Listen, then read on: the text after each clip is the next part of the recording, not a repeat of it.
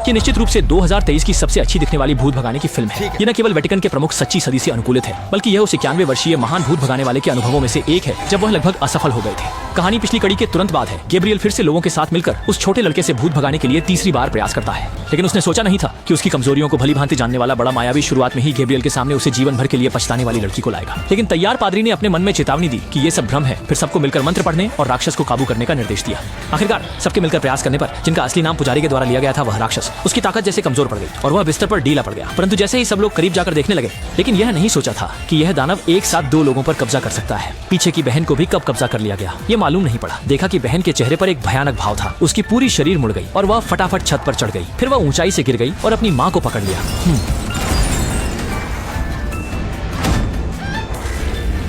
सहायक Shao Shuai को भी रस्सी से हवा में लटका दिया गया। वह असहाय था और पादरी अकेले छोटे लड़के का सामना कर रहे थे, लेकिन स्थिर हो गए, हिल नहीं सकते थे। अंत में पादरी ने आसपास के लोगों को बचाने के लिए अपना शरीर दान कर दिया और उसे दानव को सौंप दिया। जब दानव ने पादरी के शरीर में प्रवेश किया तो अन्य लोग भी सामान्य हो गए। अब भी होश में रहते हुए पादरी ने शाओ शुआई से कहा कि वह उनकी माँ बेटी को तुरंत वहाँ से ले जाए, लेकिन पादरी खुद को फांसी लगाने के लिए रस्सी का उपयोग करना चाहता था।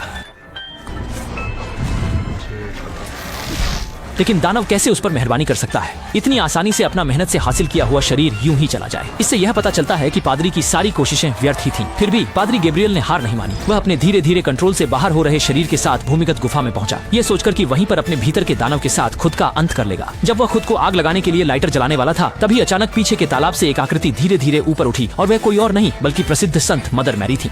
हालांकि जब गैब्रियल को लगा कि वह खुद को मुक्त कर सकता है, तभी सामने की मदर मैरी अचानक दानव में बदल गई और उसकी ओर बढ़ने लगी।